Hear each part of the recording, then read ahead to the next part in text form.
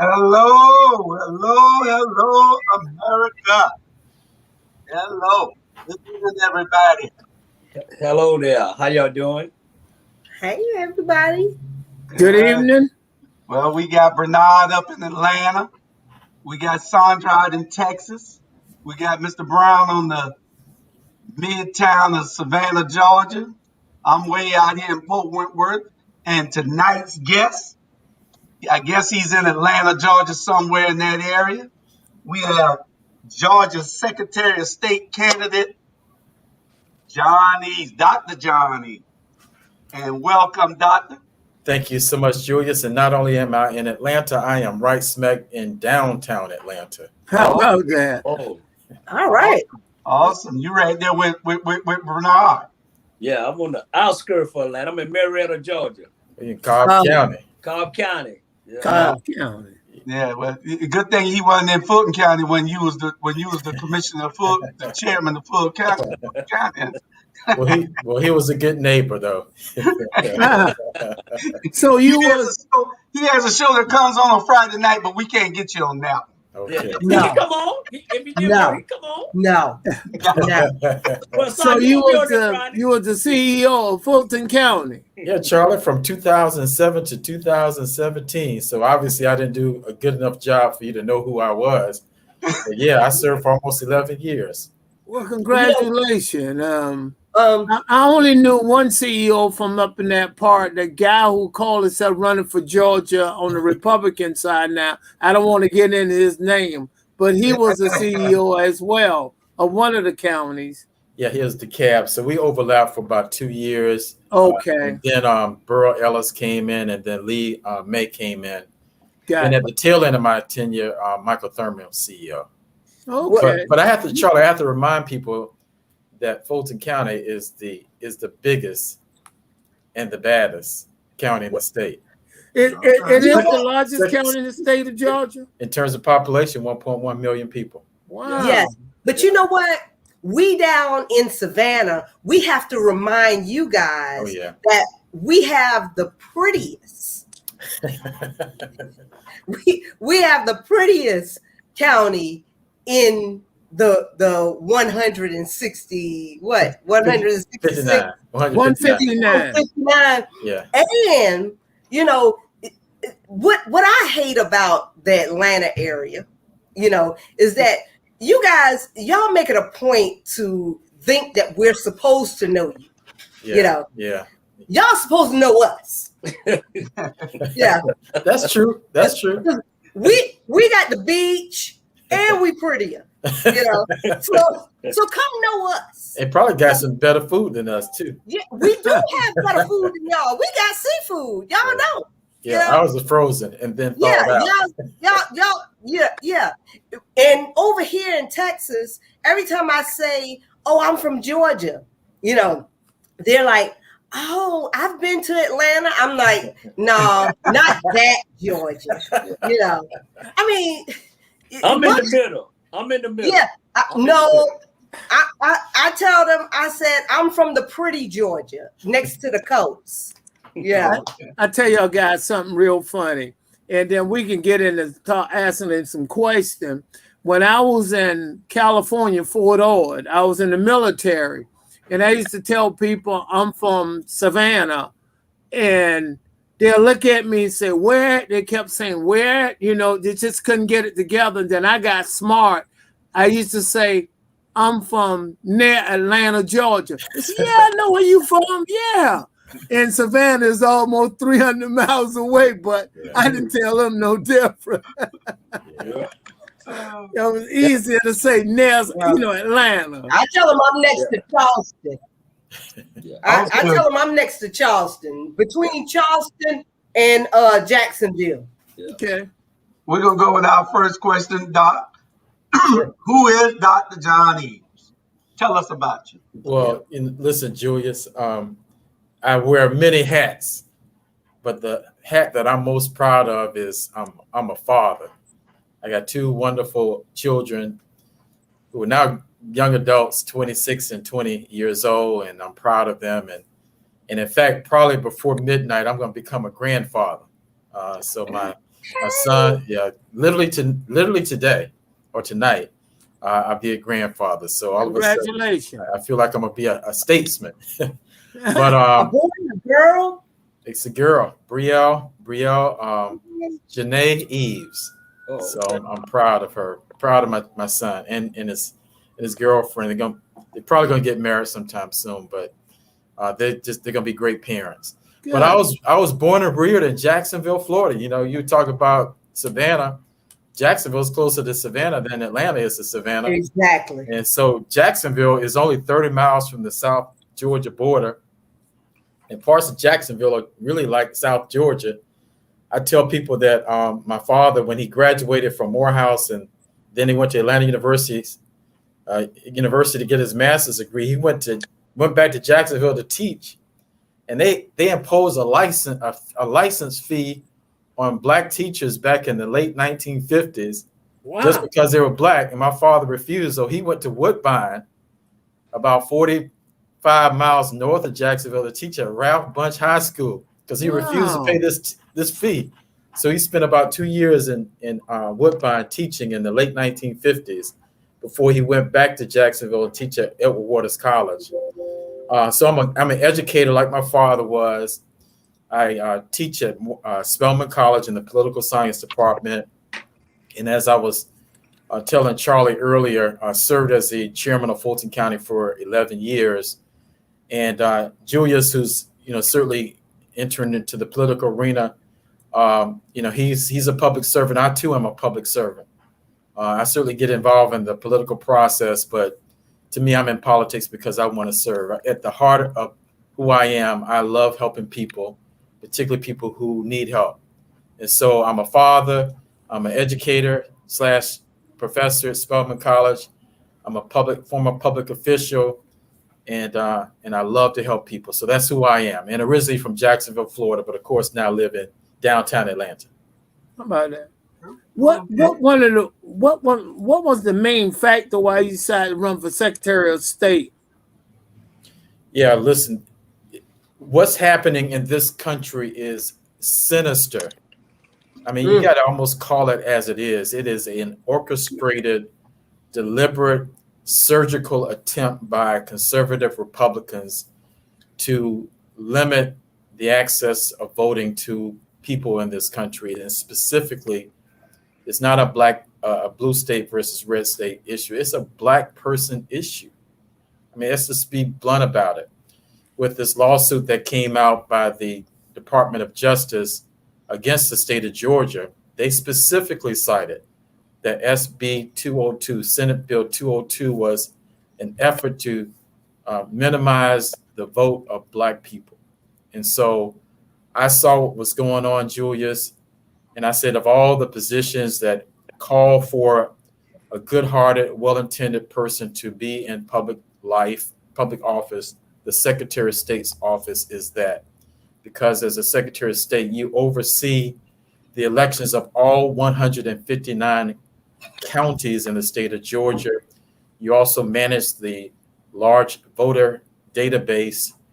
Those are the two of the primary responsibilities among other responsibilities that I'm going to elaborate on later on this evening. But that's the exact reason. And I felt that you need to have the right person in this position who's going to be fair, who's going to be transparent, and who's going to jump in the gap whenever there is some impropriety in terms of suppression, shenanigans, et cetera, that's going to impede people's ability to vote, especially Black people in the state of Georgia. So, Secretary of State be a Democrat or Republican, but you handle both of them. Don't make no difference. What party? Exactly. I mean, you know, it is first of all, Charlie, I tell people this is an executive position. The Secretary of State is probably the second or third most powerful elected position in the state of Georgia because of the range of things that you do. And to me, it's a position of fairness. Yes, I'm a Democrat. In fact, I'm a proud Democrat, but I think it's important to be fair. Let the chips fall where they may. There's a shifting demographic presence in this state. Doggone it. So what? Let's make the most out of it. Let the most people vote, or the most people who vote for a particular person, that person wins. Let's just be fair and transparent about it. So, you know, my criticism of the current Secretary of State is that he's been political. He's made one good decision that he should be applauded by. He did what he was supposed to do in terms of not caving into Donald Trump's pressure, but he is also leading one of the largest purges of election folks, or people who are registered to vote in our state later this month. And he has also sort of hinted that there was fraud in the elections process, the same sheet of music that other Republicans across this country are saying, despite no evidence thereof. And so I think that the position right now is compromised.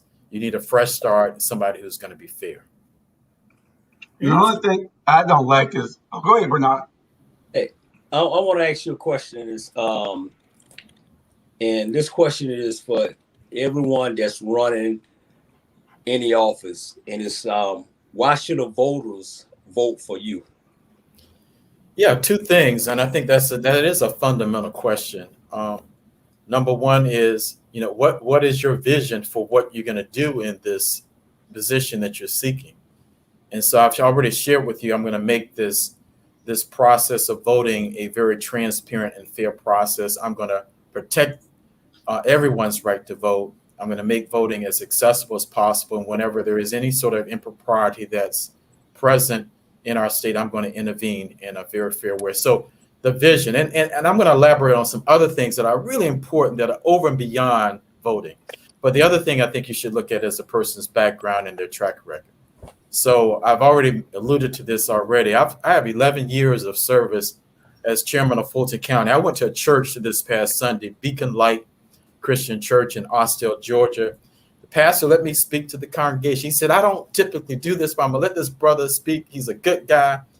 And then after I spoke and gave a nice, quick spiritual message, but then I mentioned I was running for Secretary of State. He said this when I got off the pulpit and sat down. He said, I hate to say this, but this brother, John Eaves, was chairman of Fulton County for 11 years and no scandals during his watch. Unfortunately, you know, we have some problems in Atlanta. Yeah. You know, Yeah. whether it's allegations or real things that are problems in terms of, you know, integrity issues. Under my watch, zero. Yeah, and that's the problem I have in Atlanta. I've been up here in Atlanta, Georgia, for about 35 years, right? And we have people of our color. They run and then they get put in office, and the first year, it's okay. Then all of a sudden, everything changes. It's about who I can get this, and I can slide this under the table, and I can do this, and after they done serve their time, you don't know whether they're going to jail or going home. And that's crazy. That's crazy. It's probably power seem to corrupt, and that's what I hear all the time. How close are the jobs related? Being the CEO of Fulton County and the Secretary of State, do they have some similarities? Charlie, the Secretary of State's office is much bigger. You have an office of staff members in the elections division and the business development division. You have a part of the office that deals with oversight of licenses of professionals in the state of Georgia. And you also have an office in middle Georgia. So you have a central office in downtown Atlanta, but you also have another office in middle Georgia. So it's an executive position where you have administrative oversight and you have a big budget.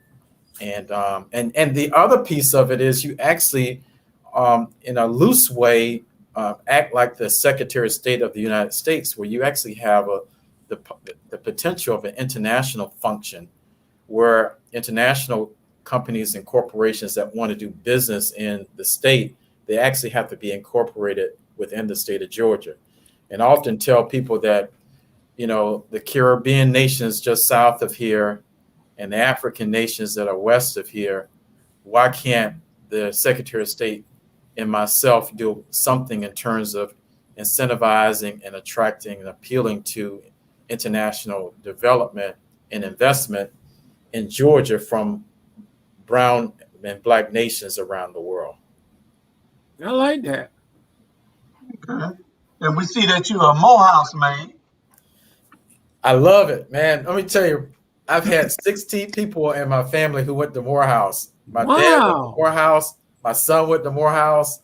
I had 4 uncles who went to Morehouse and a slew of cousins who went to Morehouse. So my grandfather immigrated from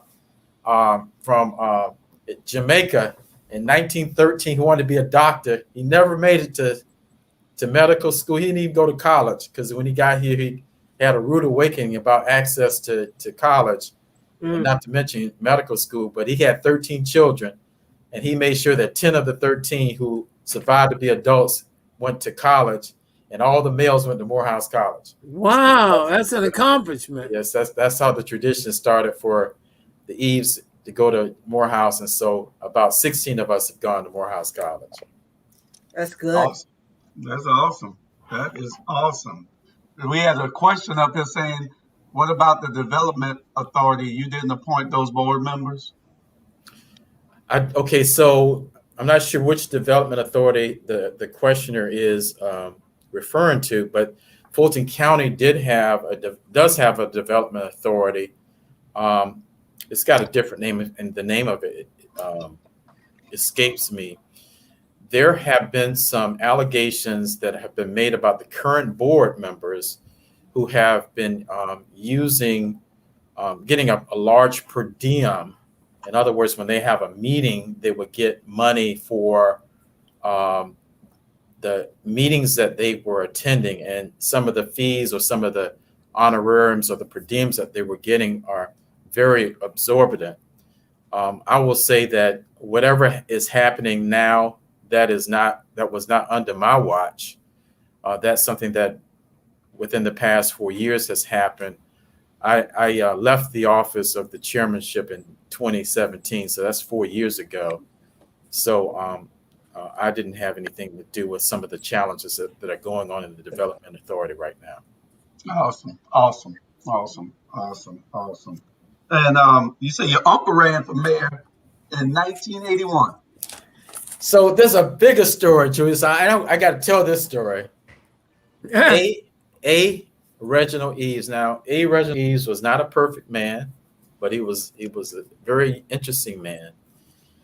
He was the the best friend of Maynard Jackson when the two of them were at Morehouse College, and when Maynard Jackson became mayor of Atlanta. And there was a police chief named John Inman, I-N-M-A-N, John Inman, who under his watch as police chief, there was a lot of police brutality in Atlanta in the early 1970s. And Maynard Jackson wanted to fire this police chief, but he couldn't. So what Maynard Jackson did was he created the Office of Public Safety, or Department of Public Safety, that oversaw the fire department and the police department in 1974. And the first person appointed to that position, first Black man in Atlanta, really in the South, to be over the police department was Reginald Eaves, my uncle. And so he also founded this organization, or was one of the founders of NOBLE, the National Organization of Black Law Enforcement Executives, and GABIO, the Georgia Association of Black Elected Officials. So he was a founding member of both of those organizations in the 1970s, one of them for police officers on a national level, and then the other one for Black elected officials in the state of Georgia. And he served as a commissioner of public safety for about 4 years, and then he left. Again, he wasn't a perfect man, but he ultimately ran for mayor in 1981, and he was my political mentor, not to mention my uncle. So, and when I was a college student, my sophomore and junior year, I worked on his campaign, and that was my first political experience in the 1980s. Unfortunately, Andrew Young also ran for mayor that same year, and Andrew Young was a little bit more popular than Reginald Eaves, and so Andrew Young became mayor. Okay, and so you so name recognition do plays into it. So that's why we trying to get out and get your name out, and you know who you are in this part of South Georgia. So you're right. So Charlie, I remember one time. So when I first got into public office, people used to always say, "Are you kin to Reginald Eaves? Are you kin to Reginald Eaves? Are you kin to Reginald Eaves?" So later in my career, a lady came up to me and said, "Is Reginald Eaves kin to you?" That's pretty interesting. That's good.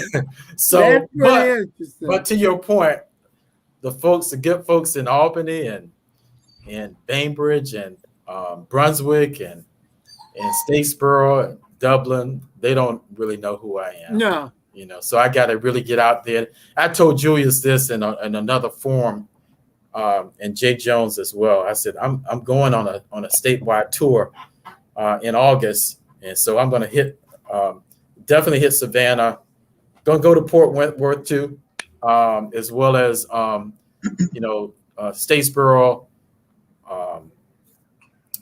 Dublin, so there's going to be like a Macon to Savannah. Then I'm going to go Savannah down to Brunswick.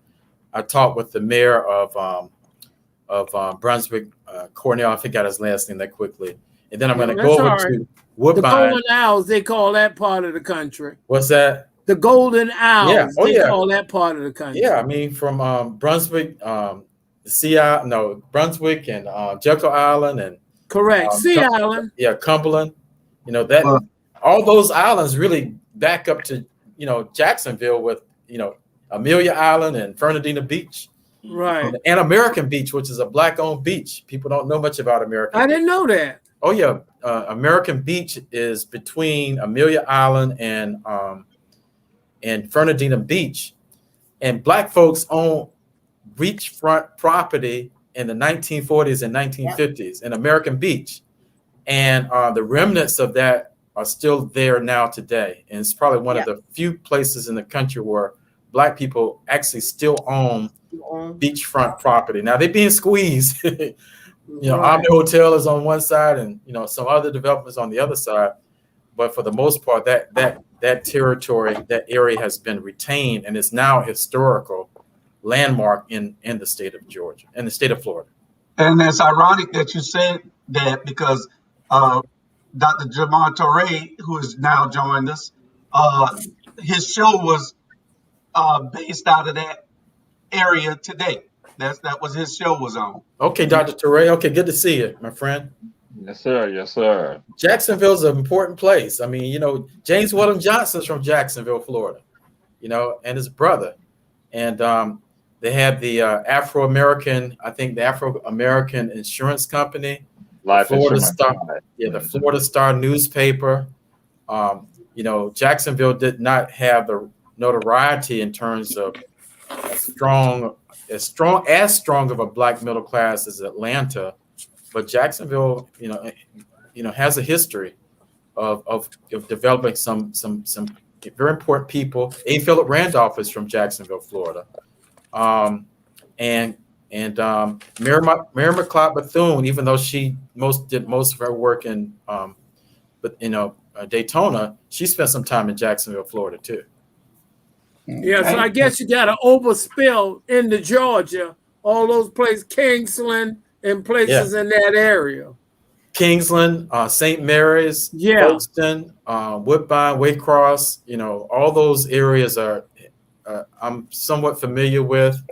I think the Ophir Swamp is there.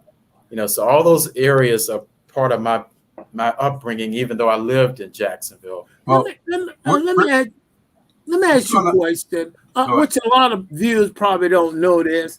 What is the criteria? How old you have to be the Secretary of State? You have to have a certain age? And how long is the office? Because some people, you'll be surprised, don't really know that. Yeah, I'm guessing a little bit on the age. I think it's either 18 or 21, one of the two. Okay, lead 21. Yeah, and then what was the other part of your question about? I was asking how long is the office for how many years? Some people think it's 2 years. It's how many years? It's 4 years. So it's the same cycle as governor, lieutenant governor, labor commissioner. So it's attorney general. It's considered a constitutional officer. It's a 4-year cycle, and I think it's term limited after 2 terms. Okay, thank you for sharing that. I want the viewers to know, because sometimes people don't have no idea, and it is important for them to get out to vote, because this 4 years coming up is going to be important. So, Charlie, I mean, let me tell you, I do a lot of educating of people about this office. As I mentioned, it's an executive position.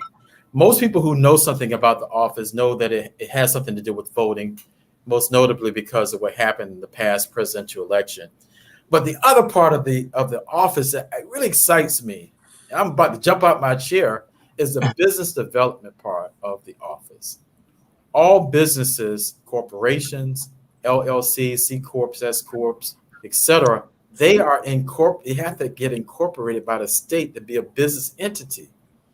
And to me, the office of Secretary of State is basically right now, come to me and apply, and I will have you incorporated as a business entity, legal business entity in our state. You come to my website and you apply. Well, under my watch, my administration, I'm going to have an outreach function.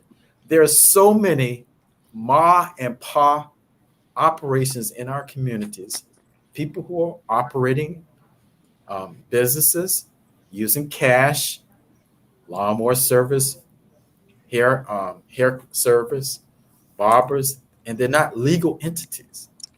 And they miss out on PPP loans because they're not legal entities, and other resources with the state or with the federal government, the Small Business Administration. I've gone around Atlanta to these festivals that are going on this summer. Amazing creativity with Black women, ranging from hair products to candles to all types of, and young people who are entrepreneurial. Some of them are not legal business entities. I tell all these folks, get registered, pay your $100 fee. But what I'm going to say, Dr. Eaves, is that there was never really a motivator for us to become legal entities in the past, because we didn't have access to capital.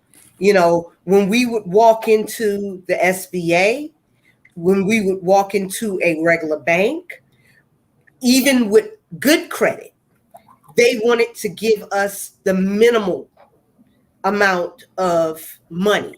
You know, even when there were programs set up supposedly for us, they, you know, they wanted to give us the minimal amount of money.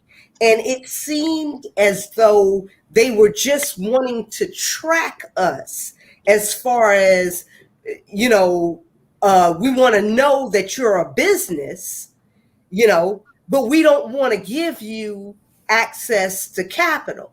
And that's why in the United States, only 6% of the businesses are owned by African Americans, you know, legally, you know, and we have to change that narrative, you know. I mean, it has to change, but we also need to change the narrative of us having that same access to capital that the Asians have, that the Hispanics have, you know, and that the Caucasians have to capital, because our businesses are viable if you give us the same playing field that others have. I agree. I'm just saying. No. Listen, I agree with you. Now, I agree with you to an extent. That's why you need to have a champion in this office, because there's an educational function that I have to take on. I need to educate people that I want you to register because you can be eligible for A, B, and C. I don't need you. You're not registering because we're going to track you and make sure come after you if you don't pay your taxes, but we want you to be registered, pay your $100 fee. When I've talked to people on the street who are creating their own revenue streams through entrepreneurship, to your point, they're caught on several ways. Number one, I met this woman who created this hair product based on her husband who wanted to grow dreadlocks. And it's some sort of mechanism where they can lock the hair very early on in the process. I said, have you tried to get your product trademarked? She said, I applied, but I got rejected. I think she just she didn't do the paperwork right. So number one is once you become a business entity, copyright or trademark your business. Education. All right. The next problem is access to capital. Well, maybe you need to work on building up your credit or establishing a credit history. The Secretary of State's office can support that. The third issue I've discovered is when people have a good product, they don't have a way to mass distribute it across the area, the state, or whatever. So how do you get to these distribution points to be able to distribute your product? So it seems to me that Black businesses can be a much more legitimate entity within our state with support from the Secretary of State's office in terms of educating and helping them to become legal, to become recognized by the federal government in terms of trademark or copywriting, to support them in terms of establishing a strong credit history so that they can access capital. And then number three, to help them with growing their business model so that they can begin to distribute in a mass way their products to a larger population of people.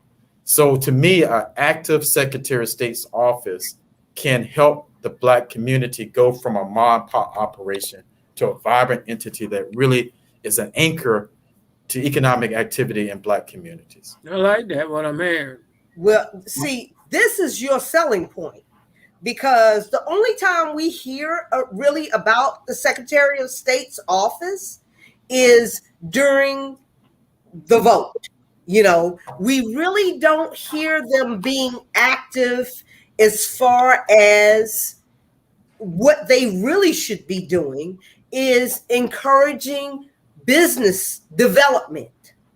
They're not doing that. They're missing the mark. Exactly. And so when I first met Julius last week, I tried to make that case. any other candidate who's running for this office, and if they only talk about voting, they do not understand the magnitude of this office. Exactly. I shared with Julius and Jay and the audience last week about the port industry on the coastal side of Georgia, where some of you live, from Jacksonville to Savannah, really going all the way up to Charleston. Major port industry where international goods come into these ports and then they're distributed throughout the Southeast. The distribution points, so first of all, the billions of dollars go through these ports every day. And they are loaded on trucks and rail cars. They are also put into distribution centers along the I-16 corridor and the I-95 corridor. Ain't no black people involved in that. None. And you look at the members of the Port Authority, the Savannah Port Authority, and probably the same for Brunswick, probably one black person on that authority board. That is just in 2021, that is completely unacceptable. Right. When you're in a state where 32% of us are black, no. Exactly. The Secretary of State's office can be a bullhorn to call this out.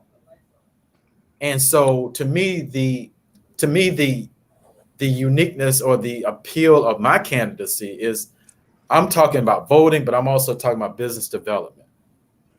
Because that's the other travesty that's happening in this country, I mean, the state, in terms of black people not getting access to what we deserve, commensurate with our population. Exactly. Exactly. What can we do for you in South Georgia? I mean, can you give me a litany of things that we can do for you to help you out? Let me tell you, Charlie, I'm gonna have to get out there and shake the trees and rely on you all's network to get me to folks not only in the bigger cities, you know, whether it's Savannah or Brunswick, but some of these small towns, because, you know, roughly 60% of the Democrats live in Metro Atlanta, but 40% live in outside of Atlanta. For me to win, I'm gonna need folks all over the state, you know, and my process of winning is a two-step process. First of all, I got to win the Democratic primary. Correct. And then I got to go head to head with the Republican in the general election. But I'm telling you, I mean, I'm not perfect in terms of everything that can be the best of everything. But to me, I see some great possibilities with this position that is currently underserved by Black and brown communities all over this state. And so you need somebody who understands what the possibilities are and how to leverage the statewide type position with local government, because I understand local government too.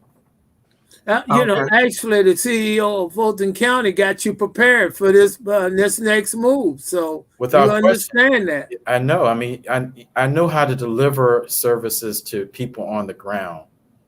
You know, and I learned through a process that was not always fun, right? But I learned, and I led efforts to create what's called community improvement districts.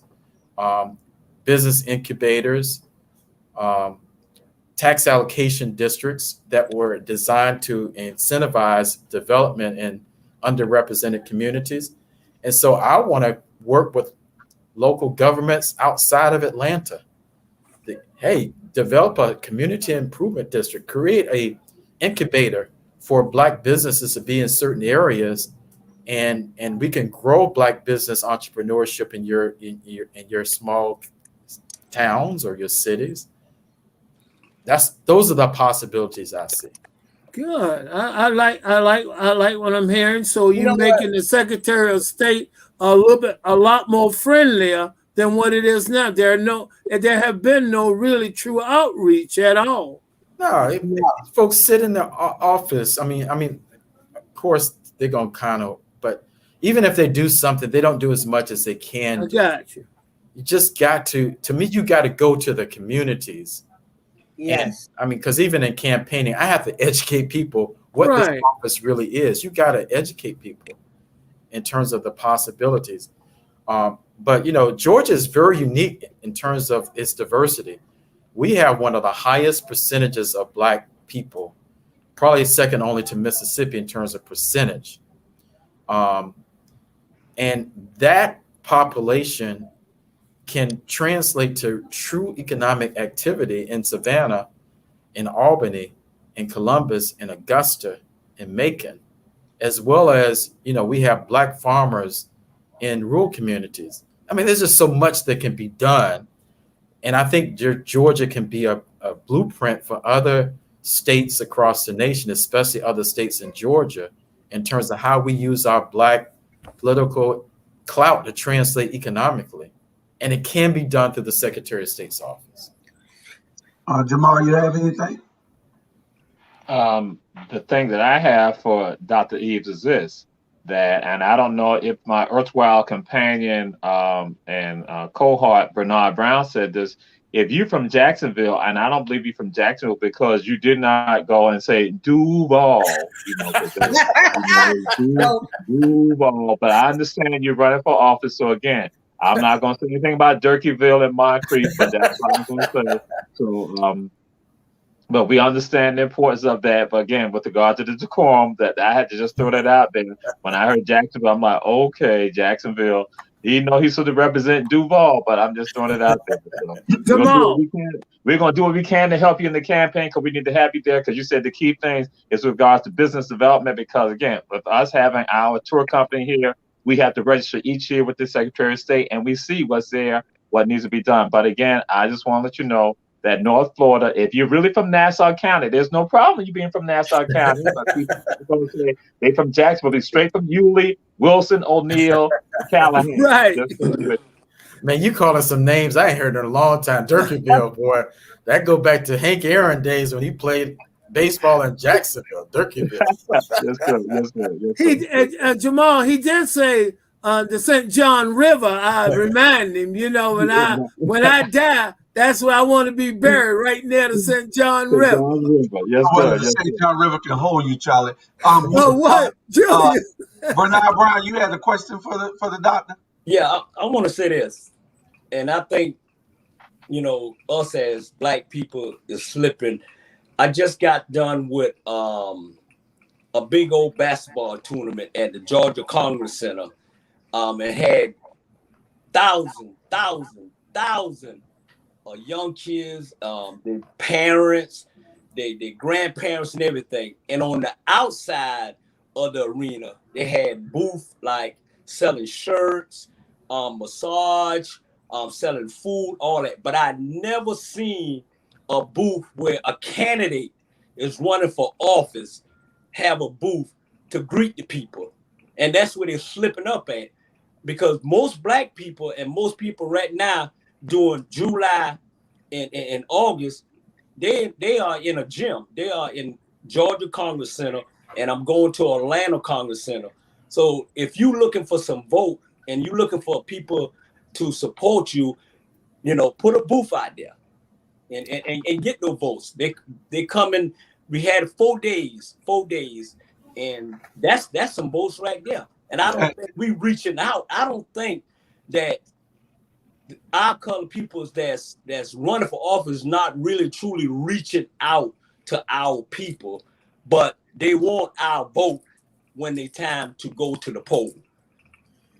Well, that's actually a good idea. So sometimes campaigns traditionally would create events and want people to attend the event that they created, you organized. Well, we're beginning to find out it's easier just to go where people are and just distribute information. That's right. Let somebody else do all the heavy lifting. You just show up. And and frankly, we hadn't thought about what you suggested, and we certainly will be on the lookout because I've been to festivals and there may be 500 people, and we consider that to be good.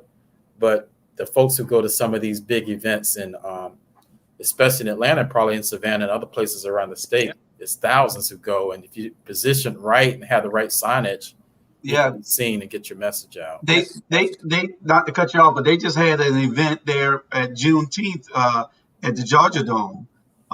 That's one. If you coming this way, I know a lot of people are concerned with the container fees, where we can start getting some money from all the from the port with all the ships and containers that are coming here. One of the viewers said you need to lobby for a complete rewrite of the LMIG funding formula that takes into account the port pays nothing to us legally. That would be an issue. I don't know whether that's in your purview as Secretary of State, but that would be a great issue for somebody on that level to back. Yeah, so I mean, Julius, I'm not as familiar with the specifics, but certainly the Secretary of State's office can lobby or identify legislators who can pass laws to address ways that funding or fees can be collected on the local level. So the Savannah Port has a statewide and a southeast economic benefit. I'm not sure whether Savannah or Chatham County fully benefits from that port as much as it could. It does not.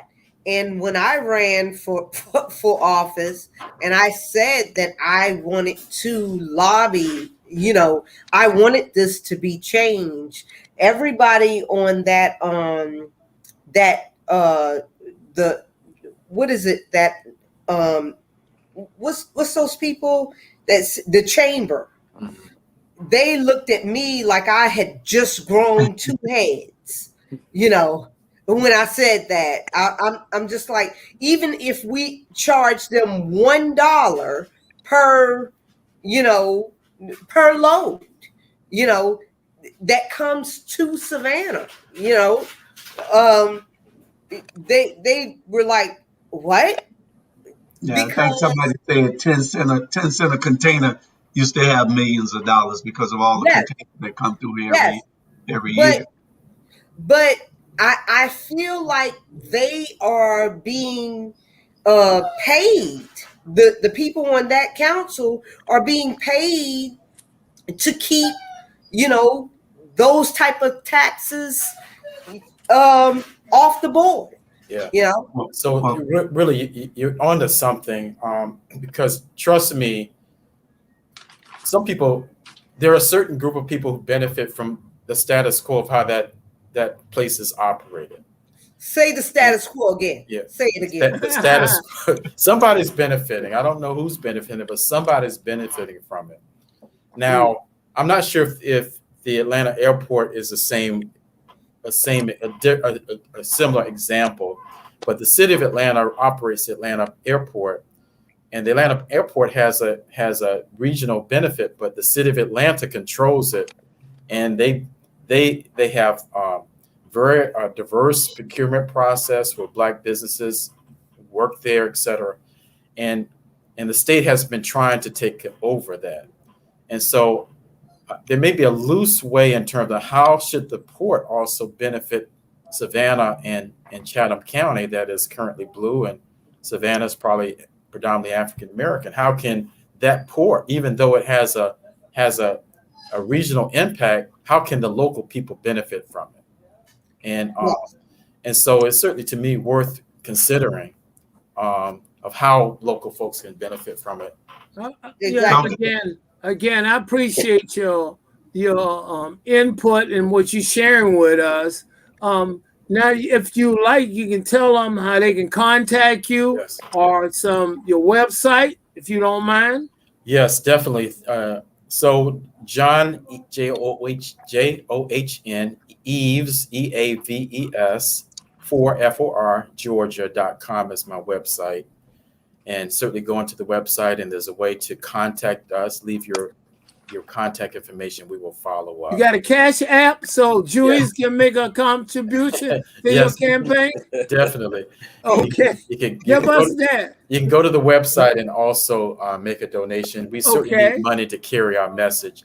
Let me mention one other thing as we close out. I'm going to be pushing a Million Business Initiative for the state of Georgia. small business initiative, 1 million businesses.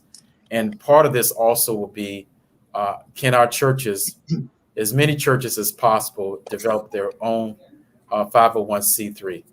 I just think that churches need to become economic drivers, economic anchors of our community, and they need to have a nonprofit arm connected to their church so that they can be a part of not only the financial strength of the community, but also support services for the community. So I'm going to be pushing, I got my master's degree from Yale University Divinity School. So I understand faith institution, and churches can no longer be one-dimensional, meaning just spiritual needs of their congregation. They need to be active in the community, and they need to have an economic arm. Every church, no matter how small, get your 501c3. So Eaves will be pushing that. You're the kind of Secretary of State we need, because when people fail, when community fails, it's only 2 reasons: lack of information, lack of knowledge, and you giving us that. And I appreciate that. Yes. And I think that you guys should call the Coastal Nonprofit Resource Center, which I own. And okay, that's all right. Let me help you build your nonprofit. I need your help. Yeah, listen, Julius reached out to me after we spoke last Friday. He said, I got these 2 TV shows, and then as a city council person has a show. I said, yes, I want to be on. I got to get my message out. Let me tell you, I can win this race. Well, I got 3 shows that we're going to that we need you on, because what you're saying is awesome. We got Robert Bryant, Dr. Robert Bryant. He's listening now. He runs a show on Saturday with me called The Watchdogs. We're going to get you on that. Keisha Gibson Carter, Alderwoman Keisha Gibson Carter. Excellent show. You on her show on Monday. She's booked you for Monday, I believe. And we also have Mr. Fagan here with Better Savannah. They are they do a lot of policy talk. Okay. And they talk policy issues. He said that he was the one that gave the question there. And I believe he said he'll be in touch. So I believe he wants you to be on Better Savannah. That'll be a good show for you to be on also. They come on Thursdays. So you have the whole gamut. They ask you some tough policy questions. So that's all right. That's okay. That's okay. And so Alderwoman Gibson Carter is very articulate and can get you. When you're here in the city, Alderwoman Alicia Miller Blakely has her show, but you have to go and sit there with Jamar and God. And, that's all right. Listen. Let me tell you. I need your help. It's got to be a multiplier effect here. Right. I'm talking to you all. You connect me. But Dr. John, you remember now, you got to be like air. You got to be everywhere in Georgia, okay? I know. You got to be, whether you in the present or have voice for you. You got to be like air, and we're going to help make you like air. All right. I'm going to be there. I'm going to be with you. Thank you so much, Julius. Thank you for connecting me to these great people here. No problem. You ain't got to go nowhere. As long as they got questions, you don't have to go nowhere. You go somewhere when Charlie Brown tell you that you could give your 2-minute closing. That's when you got to go. Really, I really encourage you to encourage these churches to be social, economic, because I've been encouraging them for a long time to be socially economic, because we need them doing more than just preaching the word. We need them, going out there and doing outreach and, bringing in, they can bring in grants. They can bring in programs. They can do a lot of things under their roof. They can be more than Sunday people. Yeah. There's a church in DeKalb County. I'm not going to call it out. It's a positive story, though. They got like $1 million, some incredible amount of money for PPP, because they had all this stuff. They had a 501c3. They had employees. and they had an outreach function, and so they got money. And so it's not just entrepreneurs that missed out on money. Churches could have their own business entity and they miss out on money. And so, yeah, and so the most effective churches in terms of really spreading your message and fulfilling your duty to serve your fellow man and woman, the most successful ones have an economic part attached to their church. And they don't only rely on tithes and offerings. And Sandra said something that was important. It was only one thing that I liked about when she was talking to 501(c)(3)s. Trump, the only thing I ever heard him say out of his mouth that was probably made sense was he wanted to get rid of the penalties for a church being involved in politics with their 501(c)(3) status. And I liked that because I think that it would help our community more because who has more churches than us? Yeah. And we need to have those churches being politically involved in uplifting the communities by bringing in candidates and directing them on which ways to try to vote sometimes. That's just my thought. Well, I mean, I don't think that they should direct them, but they should give them access to the candidates.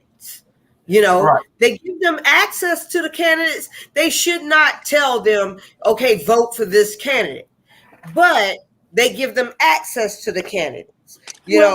Well, the churches do, with him being the Secretary of State, he's going to be friendlier. He's going to make it a lot easier for churches to apply and understand the process. He's going to put up an area for people to be able to do that. But churches cannot endorse a candidate. They can let them speak all they want, but they cannot endorse a candidate. Yes. And that's the way it should be. I feel like that's the way it should be because we go astray, just like a certain mayor in Chatham County. Bernard, you got a question? Yeah. This, I know you about to go, Seven. I want to ask you this here. When you get elected, what is your first agenda once you got elected? Yeah, I'm going to travel all throughout the state on a listening tour. I mentioned this to Julius and Jay the other day, asked me, what is something different about you? And I told them that I listen. So I will actually go around the tour. So Bernard, I do an assessment. That's the first thing I always do. I assess things, but I'm going to go around and listen to people around the state of Georgia. I'm going to listen to what the concerns are. I certainly have ideas right now based on what I've heard, what I see. But as Secretary of State, the office, the first thing I do is go around the state and listen. I'm going to give you an invitation for the next, I run a SWAT Sports Academy in Gwinnett County. Okay. And for the next 5 weeks, it's going to be boys basketball, girls, and more boys. So I would love for you to come and just, be around there and speak to people and, get your name out. Because I know most of the people that's coming there probably don't know, but that'll be a good idea for you to do for the next 5 weeks. Swanee Sports Academy in Gwinnett County. Consider it done, Bernard. Julius knows how to reach me. If you can just send me the information, I'll be there. Maybe not every day, but certainly 1 or 2 of the days I can come. Right. Okay. All right. That's great. And I think that you got your volunteers. I mean, we'll probably have other people on. I don't know whether their availability as from running for Secretary of State, but they'll be hard pressed to top what you've been telling us today because we all like you already. I always say it's good to be first. Then you can get your ideas out before the other person. That's why I start months before anybody. My clients, I advise them to start a year before. We got Mia McLeod running in South Carolina. for governor. That's a first black woman to ever run for governor in South Carolina. But you know, you don't really have to talk on it. But I just wanted to show you the significance of all these firsts that we're having. You'll be the first black Secretary of State for the state of Georgia. Yeah, and elected in the state of Georgia, and probably the first black person in the South. It's only 3 black Secretary of States in the country right now, and 2 of them were appointed. Only 1 was elected. That's in Illinois. This is a position. I'm telling you, this is a powerful position. Yes, it is. So Kentucky, the guy in Kentucky, he was appointed. Ain't nobody in Kentucky. You talking about the district attorney? He's the. I mean, yeah, he's the attorney general. I think he's the attorney general. Yeah, he's the attorney general. Yeah, it's a good guess, Julius. But no, the Secretary of State's office is only 3. Again, it's Pennsylvania, California, Illinois. Pennsylvania and California were appointed. Illinois was elected. See, that's what the Secretary of State is about, right there. Right there. Look at my hand. Stacey's running in Georgia. If Stacey's running, that would help everybody that's on the ticket. I believe is running as a Democrat. Yes. But she has yet to make any announcement that. I wish she would go ahead and make an announcement, man. Yeah, you know, I don't know what's her problem. Yeah, especially if she is. Yeah, I talked to her at the end of May. Maybe the middle of May, and she told me she was undecided. I don't know. I think she's maybe 60-70% sure she wants to do it, but obviously not 100%. I don't know.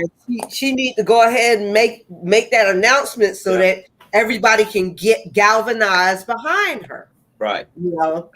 Julius, before we let Dr. John go, you know when Lester Jackson, Senator Jackson, give you a Good Citizen Award, him or Carl Gilliard, you know signature is on it, Secretary of State for Good Citizen.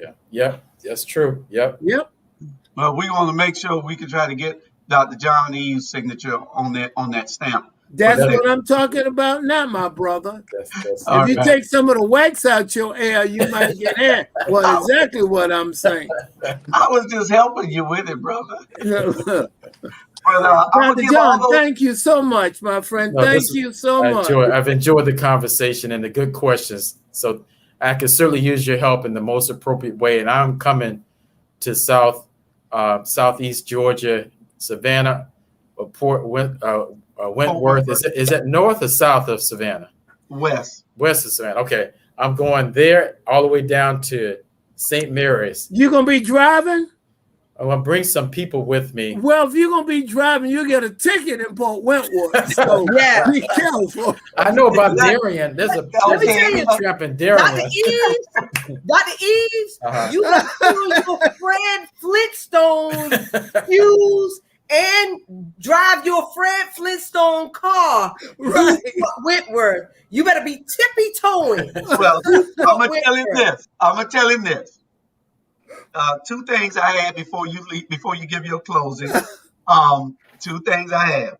One is all those great people that you mentioned that were from Jacksonville, Florida. We want to see whether we can make one more great person when they talk about the great people that were from Jacksonville, and that's Dr. John Eaves as the first Black Secretary of State for the state of Georgia. We want to see if we can do that, to put you in that same category with those people. And the second thing I had, the last thing I had, was that you're invited to my inauguration on January 2nd because I will. Claim it, brother. Claim it. Claim it. You should not have a problem getting in because Charlie gonna be over security. Claim it. All right. So hey, listen. I thoroughly enjoy you. When I say that, I literally mean it, because the Secretary of State need to open up and invite people in, and you saying, I'm going where the people at, I'm going to change the way they've been doing business, and I'm going to do it a lot different. And that's what we want to hear. And you must do what you say. Yeah, I will. You know, I mean, there's a lot we can talk about. We could talk about the agriculture industry, the farming industry, how Black farmers really getting the short end, and how the Secretary of State's office can be supportive of that. It's not just the agriculture area. The Secretary of State's office can help out. This is a lot. I'm telling you, this is a lot that can be done. Unfortunately, people don't know what they don't know. And there's a lot we can do through this office that people can't even imagine what can be done. And I really want to do it. Yeah. Awesome. That's awesome. Then, so Charlie, you can, anybody else got any questions? Jamal, Bernard? No, we good. Appreciate it. Thank you. This is great. To Sports Academy. Okay, send it to me, Bernard. Send it through Julius. I'm gonna give everybody your. Okay, that's fine. Yeah. Please do. Just contact me directly. I'm definitely coming down to Savannah area sometime in August. Awesome. But nice meeting you. Thank you so much. You can give your 2-minute closing before you go out. You can tell the people why they should be voting for you and everything. Sure. Listen, first of all, thank you for the very honest and open conversation that we've had today, and I've enjoyed it. I want to be the next Secretary of State of Georgia, and I'm running for this position because, as I've said, the vote of people in Georgia, especially Black and brown communities, is under assault by a conservative group of Republicans, but it is a part of a national strategy on the part of conservatives to restrict access to voting by Black and brown communities across the country. It is a fear of the changing demographics of the country, about increased diversity of elected officials, and it is sinister, it is wrong, and it needs to stop. And so as Secretary of State, I will be fair, making voting accessible to everybody, but I will protect everyone's vote. But as we've talked about tonight, there's a whole nother side of the Secretary of State's office that has been under-resourced, underutilized, that can be a way to serve many communities, especially Black and brown communities, in terms of business development. And I'm going to be pushing a $1 million business initiative, small business initiative, so that small businesses can be the backbone of economic activity in the state, but also in local communities across the state of Georgia. And I will do all that I can to support that. Yes. Give them your website number more time. Your website information one more time. John Eaves, my name, 4FOR, Georgia.com. John Eaves, 4Georgia, FOR, 4Georgia.com. And I am coming to your neighborhood soon. Great. Thank you so much. My pleasure. Thank you so much. I really enjoyed it. Dr. Eaves, is that Georgia spelled out? Yes, it is. Georgia spelled out. Yes. John Eaves. There it is. Thank you, Julius. John Eaves. Julius, I know he already gave a spell. I got a problem. It's not a problem. I need to ask you one question. You don't have to go into depth. What's my brother's keeper? What is that? So during the Obama administration, he developed a program targeting boys of color. And it was designed to minimize the likelihood of teenagers going into the criminal justice system. And so he encouraged local governments across the country to embrace this. And so Fulton County did it. And we had one of the best My Brother's Keeper initiatives under my watch. And we were recognized by the Obama administration. And I was invited to the White House to speak about what we did in Fulton County. So I think during your campaigning, you need to mention that what you done as the CEO of Fulton County. Thank you so much. Okay, Charlie. Thank you so much. Julius, thank you for the opportunity. I enjoyed it. So the two Beige brothers was together. Sonia, do me a favor. Stop it. Well, do me a favor while grown-ups talking, try to curtail what you have to say. In reference to those mentoring programs, we need to get you with all the mentors around the city and probably around the state so that they can get their kids out and start being productive in the political process also. You know what? Let me just mention one other thing. I'm really most proud of something I did when I was a sophomore at Morehouse College. In the midst of the murdered and missing children's crisis, we started a Big Brothers program, and we worked with Black boys in the middle schools, Inman Middle School and Kennedy Middle School, during the murder of missing children. And so I played football at Morehouse, and so we were big brothers to junior high school kids in the 1980s, right in the middle of the murdered and missing children crisis. And that's where my support of Black boys and started when I was at Morehouse College. Outstanding. Well, Julius didn't play football. Matter of fact, he played tennis, believe it or not. So I thought I'd share that. Sir, thank you again. Okay. All right. Thank you, Julius. Good meeting you all. Thank you for joining. All right. Bye-bye. All right, Charlie, you got one. You don't know how much fun. You don't know how I enjoy that part. You're so stupid. You got me. Hey, Henrietta. Hey, Melvies. Hey, Brett. How y'all doing out there? Terrell Dickinson, Chuck Fagan. Thank y'all for commenting. Robert Bryant, Donnie Black. Terrell Dickinson, she is an outstanding woman. I really like her. She's a woman of action. She is. Melinda Gwen Thornton, Diane Brown Dowse. Thank all y'all for commenting. And Vanessa Taylor, as always, Vanessa been rubbing shoulders with Louis Gossett and Chris Tucker. I know, man. You see how much weight Chris Tucker gained, though? Yeah. Yes. Is he playing in a show or something? He got married. He got married, so he eating now. Oh, okay. That's what happened when you get married. Yeah, he got married to the news lady. I forgot her name, but they got married. Yeah, so that's why. Oh, okay. That's what happened. That's what happened. I thought he was gonna play Mr. Potato Head or something like that. I wasn't aware of it. Hey, we're trying to get Chris Tucker on. Chris Tucker on and Louis Gossett is telling us not to get married. Y'all heard me? We're trying to get Louis Gossett Jr. on and Chris Tucker. Vanessa's gonna be working on that for me, right, Vanessa? All right. Oh, okay. Our next subject, we got the Texas Dems stage a walkout again. I love those cats. I love them. Them. They got big kahunas. They got big kahunas, bigger than Dr. Torre nuts. And nuts. Nuts in the house. You ever heard of Spanish nuts? That's my kahuna, Spanish nuts. But meanwhile, over here in Texas, Greg Hot Wheels Abbott, he is on the damn warpath. He said, "I'm gonna damn arrest their ass as soon as they bring their ass back to Texas." He said that. I'm gonna wheel myself to the airport, and I'm gonna arrest them myself. Yeah. It's so blatantly racist.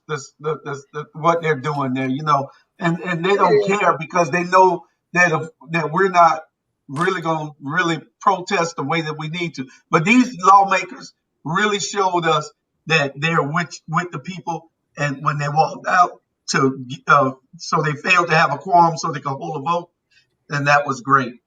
And you know what? I wish that the people here would be with them. I wish that the Black people here would be with them. Yeah. Not only just the Black, Sonia, you need everybody who wants to do right. They need to stand up and say, we're with this because we know that you're oppressing somebody's vote. Yes. I wish that they had the real support, but people are so complacent here. It's just like, oh, well, that's the way it is. And that's just the way it is, But yesterday on CNN, one of the commentary people, they made a very valid point that was valid for even Georgia, okay? When they said, We give you the majority, Democrats. We give you the majority, and what do you do with it? You know, we gave you the majority in the House. We gave you the majority in the Senate. We gave you the majority down there in the council, down in Savannah. And what do we have to show for us standing in line for hours and giving you the majority? This is like a slap in our face for us, for you not to be doing something about the filibuster. Van Johnson, this is like a slap in our face for nothing to be getting actually done in our communities after all of these years that we've been waiting patiently. You know, this is like a slap in our face, you know, that we gave y'all the majority. How long do we wait? I'm gonna just say that, and I'm gonna turn off my. I'm gonna mute my damn self. No, don't mute. You okay? You're not like that other lady. You okay? You all right? Go ahead. But I'm so sick of us. I'm sick of Biden right now. I'm sick of him. I'm sick because we watched for 4 whole years how the Republicans just rolled over our asses. Well, quit. Quit. I'm gonna tell you what's going on. Okay, you got to realize the Democrats don't play like the Republicans. The Republicans know how to play dirty. The Democrats don't play that dirty. The Republicans play real dirty. Okay, so don't get upset at Joe Biden, please, because Joe is doing what he needs to do now, because Joe can't play like the Republicans. But how long do we sing "We Shall Overcome," "Kumbaya," and how long do we send people to these leadership positions, just like in Savannah? Okay. Yeah, we gave them the majority. We were supposed to be the Savannah damn table. Right. He never wrote that speech for the mayor that he spoke on January the 2nd, talking about the Savannah table. They should be getting an Emmy nomination, a Tony, or whatever. Let me ask you a question. That's a good speech. Let me ask you a question. Do you know how Spanish nuts look? Well, I did have this. They're small. They are small, and they have the red skin. Correct. The person who you talking about, who talked about that table, he has Spanish nuts. Oh my God! Oh my God! On his table. Hey, that's and then what somebody called him. They say Joe Manchin is the holdup, but Chuck said Mitch McConnell mayor. That's what he's calling Van. Mitch McConnell mayor. He's Mitch McConnelling the rules package of council, preventing our alderwoman from introducing legislation. That's exactly right. Yeah. That's what he's doing. He circumvented the rules and made new rules, so it's a new playing field. I'm gonna try one more time. Somebody asked me to say it again. He did a lot of talking about the leaf in the table. If you look on his table, he has Spanish nuts on his table. The can with the red hull on it, the little hull, the little peanuts. All right. Hey, one of his people got mad with me this weekend, Charlie. We was debating back and forth, and she got mad because I I don't play the radio with none of them. And she want to claim some things that she know nothing about because she wasn't on the campaign. So she got mad, and guess what she did? What? She went and joined the other team that's against me. Shut up. I promise you, she on their Facebook page right now. She done become a member of their page and everything. Child, please. Hey, Like she made a difference in Vans. Like she gonna make a difference in mine. Really, she ain't gonna do no work. Really? Come out here and hold some signs for them. Really? I agree with you, Sonia. Let me say this here. I was sitting back here in my nice comfortable chair. I didn't say a word, and I'm busting or busting my head.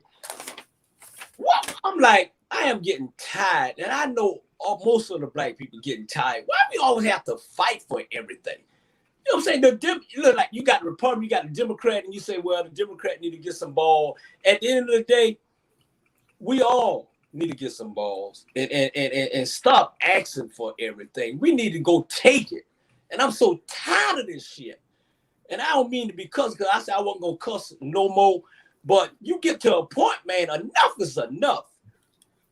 You know what I'm saying? We always got to take a backseat to this and that and that. Man, if we go out there and speak our mind and stop being afraid of speaking what we need to speak about, then we'll be okay. Everybody want to be political correct with all this bull. And enough is enough, man. And I agree with all those young kids that I talk to just about every day. They fighting by themselves because we got older folks around here scared to say what they want to say and trying to get like they're going to get this or they're going to. No, I'm with the young folk. I'm fighting with them so they can make it better for their kids. Enough of all that BS. Yep. And you know what? This is the reason why most young people don't want to go to church. This is the reason why most young people don't want to go vote. These are the reasons why. Because they don't see any change from all of the things that we have historically done. Okay, we say pray about it. Okay, well, we done been praying about it for 45 years. What has changed? And then we done been voting about it for 45 years, putting the same people that look like us in there about it for 45 years. And what has changed? Shit, they ain't put a doggone sign up in our neighborhoods. I still feel the same kind of fear. There's still parts of Savannah I won't go in, because of that fear, So what has changed? No, you say that, but I can say that about Port Wentworth. Certain parts of Port Wentworth, I won't go in. That's not a fair assessment. I don't buy that. If parts of Port Wentworth is part of Port Wentworth, I will not go in. And we're gonna make Port Wentworth safe for you to travel. And I tell you what, and I notice he's quiet over there. Herschel B. Jenkins, I wouldn't even go around that school when they was getting out of school. He know what I'm talking about. That's not a good assessment. Everybody know not to go down Durant Avenue. Right. Everybody know that. We can pick places. We can pick places all over. So don't you just pick on parts of Savannah. Everybody know that. But I'm talking about there's certain... Well, if you drive well enough, Charlie, you know not to speed down. Whoa. What are you implying? I'm insinuating that you are a speed devil. But Julius, what's another topic we could go to? Hey, Ivan Cohen say the leaves to the table must be stuck in a warehouse or never got off the assembly line. That's correct. Obviously, it's stuck on the ship, Ivan. It ain't been one leaf inserted in no table, nowhere, for nobody but those who are already selected. But I digress. I'm not. And then when we say that, the leaves got taken out of the damn table. And when we say that, people get mad at us thinking that we don't supposed to talk about it. Yeah, right. Don't get mad at us. We just bringing it up. Y'all look at it and tell us whether we're wrong. Y'all took them four leaves and you told them to take their damn sorry ass pies with them. We want the Georgia delegation to walk out also, just like they did. I don't know whether they'll hold up or vote or not by doing it. They're scared to go to jail too. No, they'll put you in jail. You remember that lady that went to jail when she knocked on the door to get in just to see the sign? So I don't want to get into that. Okay. Next subject. I need but no, I just need to say this right here. I do not condone you all saying negative things about our mayor. I do not condone you all saying negative things about our mayor. I have to put that caveat out there. I want y'all to understand that. Yeah, we know he's one of your friends. I did not say nothing negative about him at all. All I said, all Charlie Brown said, Spanish nuts are sitting on that table because they are little tiny nuts are sitting on that table. I can't hear you. I can't hear you. I can't hear you. I can't hear you. I can't hear you. Do us a favor. Do us a favor, Dr. Torre. Have him on your show. See whether he'll come. Can you call your frat and ask him if he can just, I mean, can he let the girls in? Can he let them come to the table, please? Mr. Brown. Yes, sir. Did I say anything negative? I was just saying about the Spanish nut sitting on the table. The one with the leaf go at. That's all I say, right or wrong. You right. I'm behind you on that. You right. No, that's all I say for real. These nuts. These nuts. These nuts. These nuts. Right. Right. Jamal usually have his. He got his. All right, Julie, what's next? The race to outer space. Oh, shuck. You know what? The Virgin Atlantic, the first one to go to space. You got some crazy guys with a bunch of money, and they want to go to the damn moon. and you got hungry. You got a lot of things going on right here on Earth. Would you go if you was offered, anybody on this panel, if they offered y'all to go to the moon, go into outer space with them, would y'all go? No. I like to go. Now, I don't think the ship will hold you, Charlie. Too much weight. The weight imbalance. That's true. That's true. They have a weight requirement. But you know what?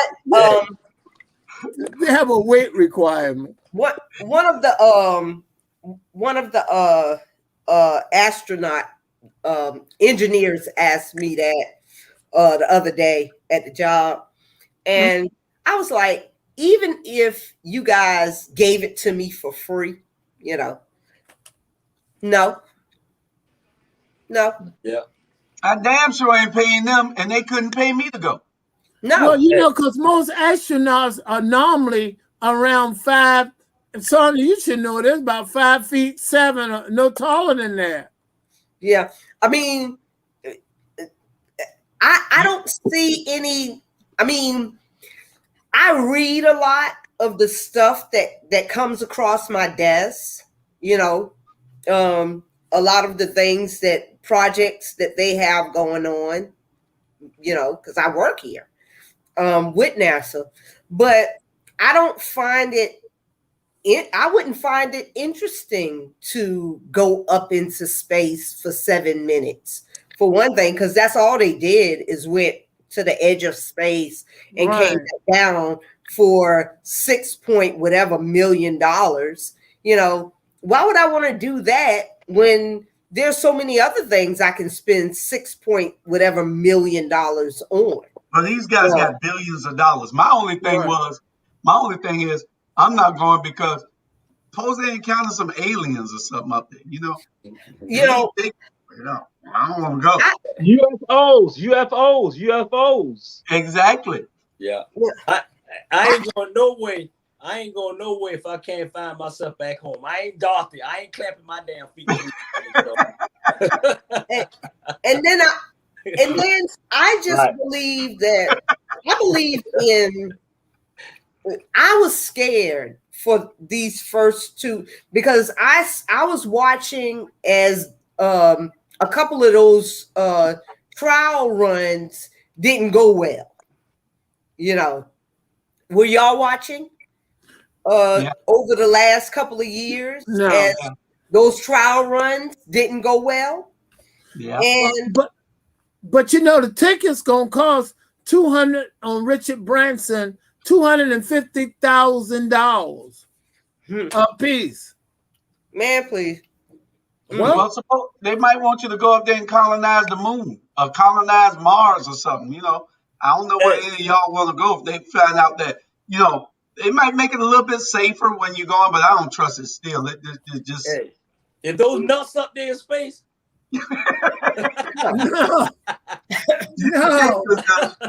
No, Bernard. Hey, Jamal, those nuts up there in space.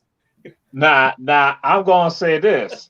In Buckaroo Banzai, in the movie Buckaroo Banzai, the aliens, the intelligent aliens, the inside aliens, they were black. So I'm down with that. Yeah, Buckaroo Banzai. So I'm telling you, use the UFOs. So you might realize it's us up there. We up there. They will help you become Mayor of Port Whitworth. Bam.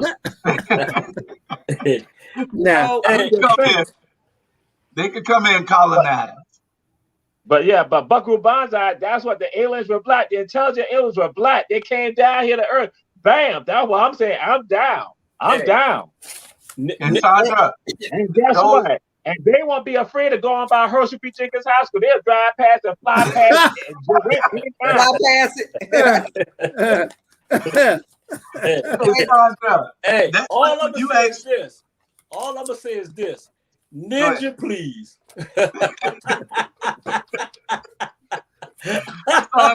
Sandra, you asked why they got $6 million. You said they got a lot of other things they can pay $6 million for. But what you have is rich men with money and they're bored and they have nothing to do. So this is their next big thing to go somewhere else. And they're gonna before you and I die. If we die old age, they'll be done had houses on the moon after a while. Watch. Yeah, and see, it's so horrible that they have destroyed Earth with their money, you know, because they have all of these industries, you know, all of these plants, especially over here in Texas. You know, they have all these plants that's putting things out into the ozone that nobody has control over, you know, because they pay people not to have control, you know, over what they have put up into our atmosphere. So they have destroyed the earth. That's why it gets so hot these days. And that's why, you know, global warming is a thing. You know, it actually come from Julius Hall. He used aerosol and eating the ozone up. So that's now where it's coming destroyed the damn earth. So now they're trying to go somewhere else. You know, well, you got rich men and fix here. Elon Musk, Jeff Bezos, and Richard Branson. They got plenty of money, and together they got more money than the world. So they're doing what they want to do with their little money.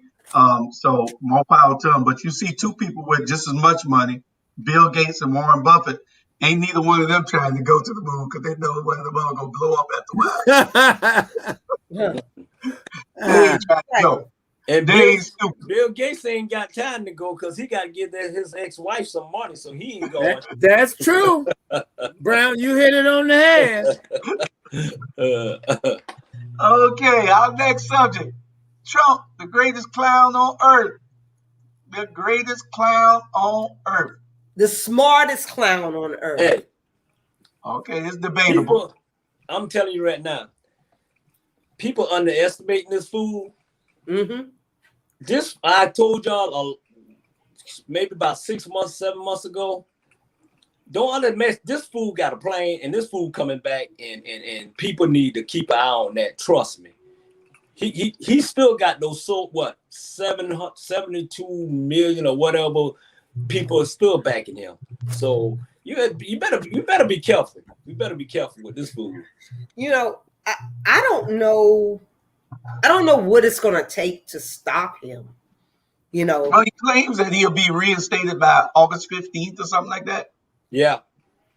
Yeah, he keep pushing that damn date back. I don't know if Donald Trump said it or not, but some of his followers saying that he's not disclaiming it. So yeah, they keep pushing the date back, you know, for whatever reason, but he's an idiot. And well, I think that they should not wait on August 15th. What they should do is arrest Trump now and see what his followers do. Well, he's never going to be arrested. Well, I think they should. I mean, because if the people that are going to jail for the insurrection are not being charged with being insurrectionists, you know, I mean, we're just finding all of this stuff out. Yeah. That they're not being charged with what they should be charged with. You know, I mean, this is some bogus shiz. They should give them the RICO laws and the gang activity laws and all, because they were a big gang. Diplomatic immunity. Diplomatic immunity. This is the biggest sham that white people have ever pulled on the United States. And, you know, I just hate the sound. I mean, I don't know. You know, I just want to be. Let me come back, and I just feel like if I come back to life one day, I would probably come back white, and the color would be brown. You know, all you have to do to come back to life is be about 18 to 25. You'll come back to life. Man, what you say, Jamal? No, I was gonna say, Sean, the only thing you gotta do is just go out of space. It'll happen. You go out of space. Just go out of space, and then guess what? You come back, it'll change. The change will happen. The change will happen. I swear to God, it will happen. I swear to God. Jamal, I mean, the more we hear, the more we lose faith in the justice system, because we look at the injustice of this justice. You know, I mean, first they call the death of this guy, the officer that died, you know, they just say he died of natural causes, you know.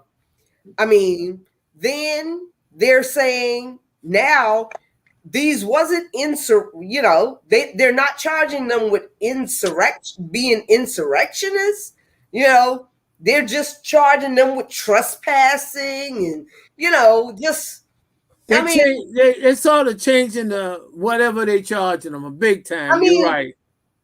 This is crap. Yeah. You know, I mean, so whereas they probably would have gotten 5 to 10, they're getting probation. You know, don't do it again. Probation. And time served. And what color it is? And what color it is? Okay. Case closed. Case closed. Okay. Everybody around Trump gets in trouble, but Trump. Nobody but the people around him. He takes the fall. They had a little skit up today saying his daughter Ivanka was asking him whether, Daddy, are we going to jail? And he said, no, just you. He said, we aren't going to that place, just you and your brothers going. Yeah. Yeah. That's They funny. say she's done. They say they're getting her within the next 10 days. She gone. No, it ain't. Yeah, next 10 days. Y'all look for it. Where y'all Y'all see heard that? it right Where you here. see that at, Jew? On the news today, when they put it up there, it's usually right. They say Weinstein or whatever his name is, Weisenberger or whatever his name is financial man, tax man, was gone. He gone. They say the daughter next within a few weeks. Oh wow. Okay. Yep. I hadn't watched the So, news today. yep. Yeah. So this is my next thing, and I'm really a little upset about this. We got about 20 minutes left and 2 subjects. But why are these prices going up? Gas going up so damn high. Aren't we still in a damn pandemic somewhere? Oxtails, I couldn't even go buy them today. I think that, you know why oxtails are so high? You have to realize it's not but one cow got one tail. And they don't have that many oxtail because it's not like a whole cow. It's just a one tail. That's why. Is that the reason? that's right. Joyce, I'm surprised at you. Cows don't have 2 and 3 and 4 and 5 tails.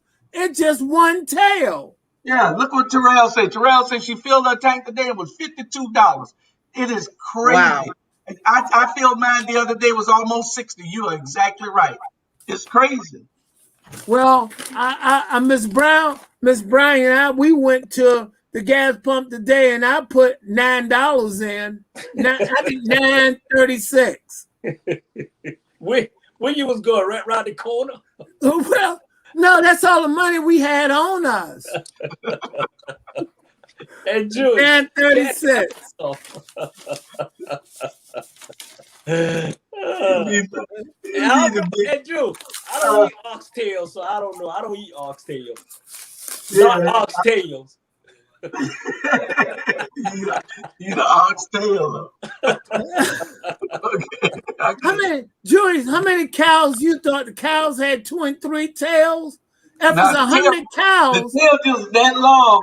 And it's got all. Joey, that don't make that many oxtails.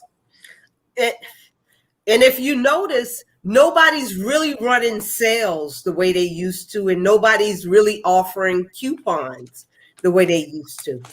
Yeah. I would say gas prices rising. He blamed gas button.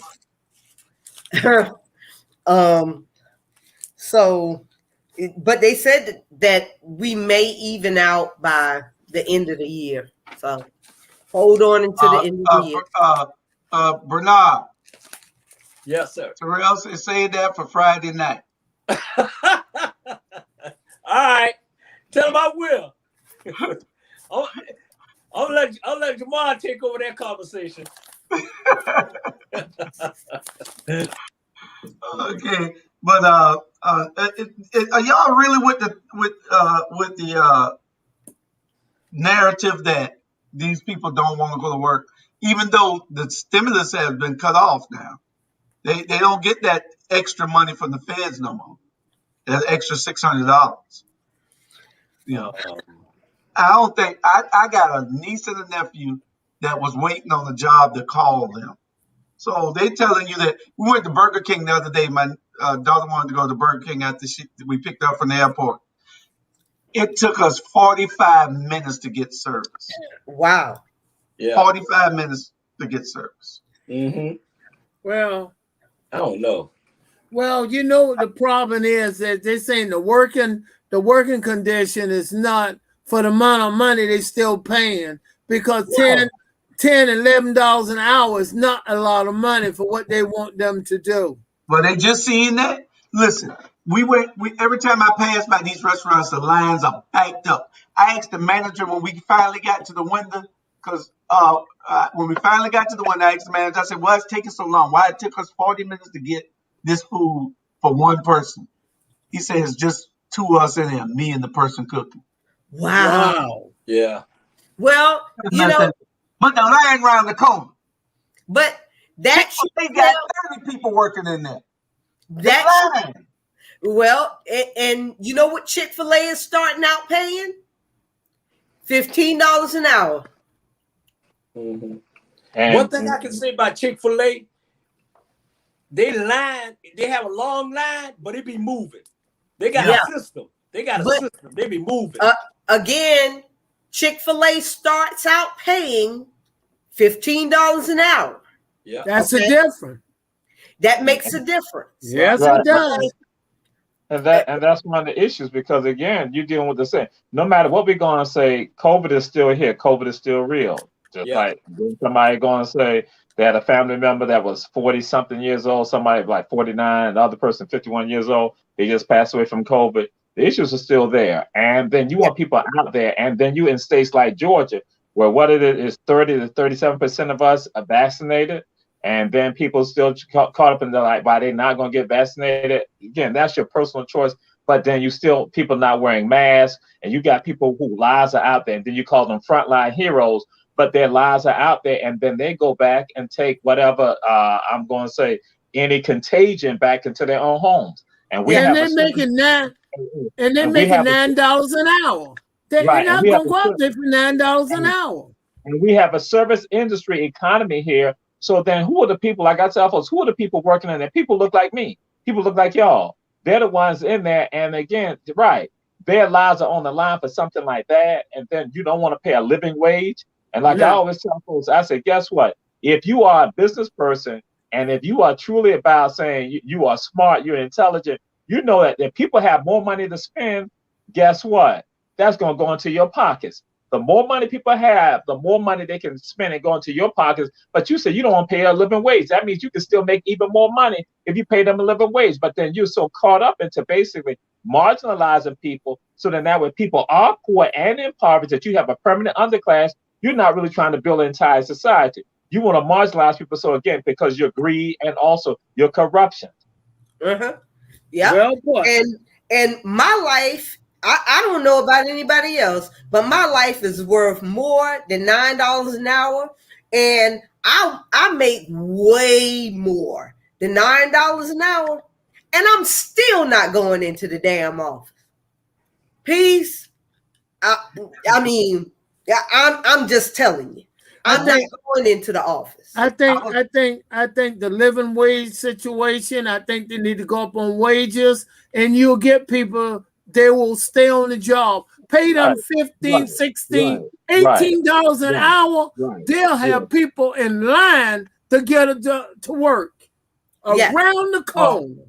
I was watching the budget hearing yesterday for the city of Savannah, and Michael Brown acts like he's the damn mayor and the governor. He acts like it's what he says and not what the city council said. City council should give him a directive and tell him to do it. I don't care how you get it done. Do it and bring us back the damn numbers. You don't tell us, well, we can't do this or we shouldn't do this. But, yeah, that's what we pay you for. But we telling you to get it done. Give everybody that's under $15 an hour a 3% raise. Give it to them. That's what we told you to do. Go goddamn get it done. But and we were talking, those are the real priority workers. Those are the real essential workers. The frontline, man.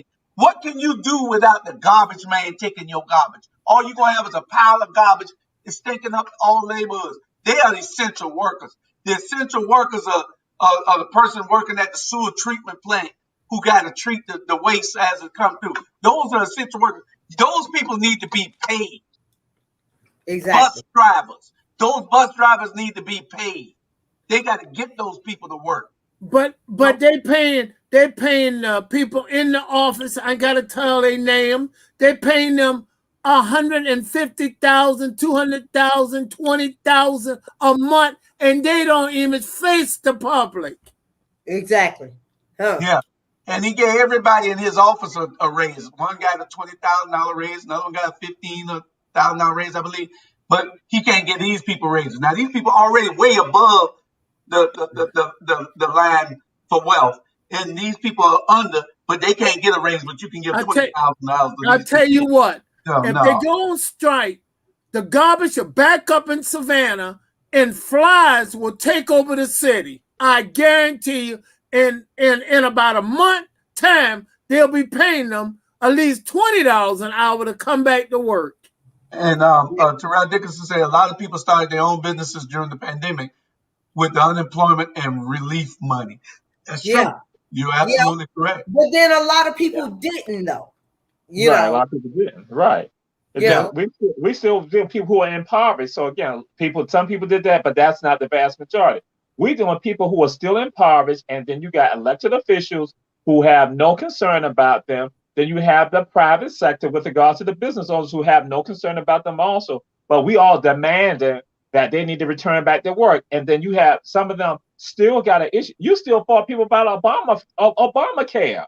Yes. I'm like, so again, so you're going to put people's lives out there in jeopardy, but you have no concern about their health care. You have no concern about, now let me go, and child care, you have no concern about child care, because some of the children are now also at home also. They're doing virtual learning and all of that. So you have no concern about the totality of the people. So I'm like, come on now, stop this foolishness right here. And again, if you want to play the political football and the political baseball with regard to you being conservative, liberal, moderate, all that, that is a bunch of crap, because it's about doing right for people. It does not matter. It should not matter about your political affiliation or your political philosophy.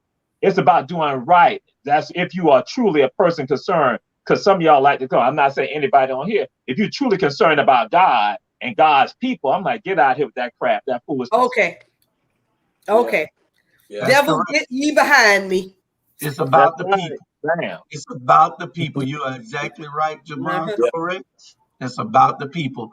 And until they start making it about the people, we're going to have these problems always. We got to keep, like Chuck said, we need to clean house. Clean house. If I can throw something out there, I know you got your topics, Julius, but it wasn't a part of it, but I want to throw something out there. Now, on yesterday, some of y'all saw Alicia's live, Councilwoman Alicia Miller-Blakely's live with regard to the charrette they were doing, showing you the 3 designs, proposed designs for the fairgrounds. And so they had one this morning at the Civic Center. Now, I'm going to tell you what I'm curious about. So here go the city sanctioning this to be done, these designs. But now it is kind of funny that with regards to the weeping time, when Rich Ferguson attempted to do something similar to that, they're going to excruciate and crucify Bernetta, Ivory Bay, and Rich Ferguson. What they did on yesterday was the same exact thing that Rich did. And I'm sitting there, when I'm looking at the live yesterday, I'm like, saying, wait a minute. This is what Rich tried to do also, just that he sent it to folks directly. But they went and did try to castigate and destroy Bernetta's reputation. Councilwoman Bernetta Bryant Lanier, destroy her reputation. Ivory Bay, Rich Ferguson trying to make it like some stuff in cahoots. I'm like, oh my God, y'all doing the same thing right now. We need to call that type of stuff out. That's incorrect. Exactly. How do you do it in one instance and then not in? I mean, but then it's totally okay when you involved with it, but when you're not attached to it, and the man does the same thing that those proposals did. It was a proposal. And his proposal, you want to make it look like it's dirty, but here's 3 proposals here, and you want to act like y'all choose from these. Yeah. And he sent it to you. He sent it to you, and you still want to make it look bad. Yeah. Well, somebody need to be called bullshit. Well, listen up. You can look at the past record, open the first. I mean, what are we talking about? We know what we're dealing with, and it's sad. That's all I could say. Yeah. Look at the first. Look, Julius. Look at Augusta Avenue. Just look at the first. For 16 years, what are we looking at? He cannot address it. I'm sorry. Bernard, you was trying to say something? Charlie Brown. I was scratching my head. Yeah. Well, Jamal, and this is one Charlie of the Brown. things that I'm not down with you. What you just said, Charlie Brown. I'm not a part of that. I'm not. You don't have to be. Brown. This is Charlie Brown speaking. I don't need your endorsement of that because you went to Herschel B. Jenkins. You don't need that, and I don't care. Charlie. Look at what you're dealing with. A leopard don't change spots. Hey, Charlie. And one thing that has changed, the dynamics have changed, and they're witnessing it. Then they need to be afraid, and that's why they monitor certain ones of us. So they got the trolls following us, so that they can say something every time we post something or every time we comment on something. Yeah. But they need to be afraid because, see, before we had a platform to talk about this on a daily basis, on a weekly basis, on a monthly basis, on an hourly basis sometimes. Before we had this platform, it was just sound bites and people could say something and it'll be forgotten because there was no staying power. But now we have power in our voice because we're staying. We're here saying it every day. So they have to listen, and other people are listening and it's resonating with them. So we're going to continue to do what we do. Because what I'm hearing, Jew, is that Rick Ferguson, they brought the same situation to the table and they closed both ears and both eyes on it. They did. And that wasn't right. Took it to the newspaper. And tried to call it for an investigation. Yes. Yeah. But I remember what they call it. Conflict of interest and all kinds of crap. Yeah. She had to go and explain herself. Yeah. But all of them were there yesterday, and so they got the same 3 proposals for the fairgrounds. So what's the come on, man, really? And so that's why Savannah needs to step up to the plate. And when I say Savannah, I'm saying everybody out here who's looking at the Rabble, you all need to step up to the plate right now and address this type of stuff. You just can't be sitting back watching it and then just let whatever happens today, like that's all in your mind. You need to go back and reflect. Wait a minute now. This is some hypocrisy right here. And you got to address that. You got to address that. That's why they do what they do. Because they know you sit back and be silent. We can't no longer be silent about this type of stuff. This was only 4 months ago. And that's what I'm saying. We sit back. I mean, not us. If we have more people like us that speak our mind and say what we want to say and not sit around and let people treat us all kind of way, we'll be okay.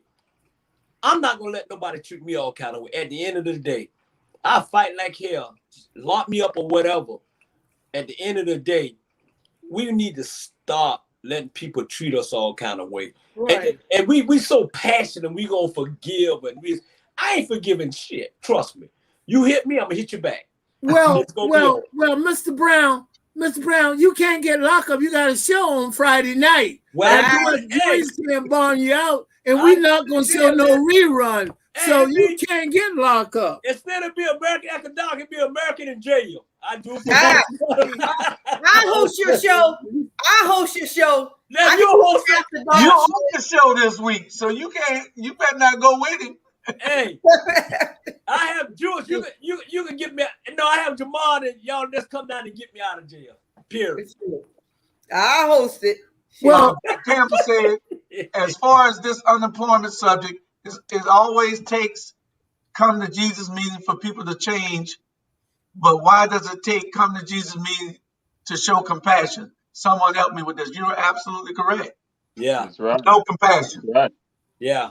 Sir, Jewish, I got an answer for him. Sir, the city workers the sanitation department, if they let that trash back up for about 2 months, I'll guarantee they'll show compassion and show $20 to $25 an hour raise to get it up. I guarantee. Actually, it's not even 2 months. Let it go for a week, especially because of tourism. That's the thing. And see, that's the part that some of them don't realize. Because if you don't get that trash out of the tourist areas, not only will the city be saying something, but those businesses. That's the type of stuff we got to understand and not be afraid. That if they went on strike and then no trash being picked up, oh my God! Because even when St. Patrick's Day, when we had the normal St. Patrick's Day, They are down there on that Sunday morning, whatever that next day, that next morning, cleaning it up just like that. 3 o'clock in the morning. Yeah. Even so, right now, if for a week they don't clean the trash up down from River Street to Broughton Street, guess what? Those businesses will be saying, City of Savannah, y'all got to do something. And people will react to that. So that's the type of power that we got to have. And they got to understand. That's why I tell people, we are a sleeping giant. We have the power, but we feel that somebody else is beholden and got it. And I might say, no, you got the power. You just got to exercise it. And that you got to have people who are no longer afraid and who no longer want to just be silent about it. That's why I might say, it's not even a month. 1 week, no trash picked up River Street, going to Broughton Street, from the Viaduct going to East Broad. Yo, oh no, they ain't even about that. Especially if you got a Saturday and Sunday involved. Yeah. You're right. They got a commercial. I don't know if all y'all seen it. They got a commercial that I seen the other day. It say George Floyd eyes closed and the black folks' eyes open up. Y'all agree with that? No, I ain't seen that. Yeah, I seen it. It's out there. I don't know if it's up here, but it's out there. I seen it the other day. Well, I feel like some opened, but we're slowly being lulled back to sleep with these with ingenuous things, because they think that if they can give us Juneteenth, they don't have to give us the voting rights, act. If they can give us, if they can give us a watered down policy on policing, they don't have to give us, what we really deserve as far as economic development. So they want to lull us back to sleep, people. I'm gonna have to cut you off. I'm gonna have to go. I'm gonna say good night. Listen, I enjoy everyone tonight. I thought that guy, Dr. John, he'll make a good Secretary of State. I want to thank all you guys. Bernard, you be careful. Sandra, you be safe. Jamal, you keep the good thought up. Jill, I will talk to you later, my friend. I love y'all guys. All right, love you too, Mr. Brown. You be good. I know it's past your bedtime. Yeah, he can't be all night long.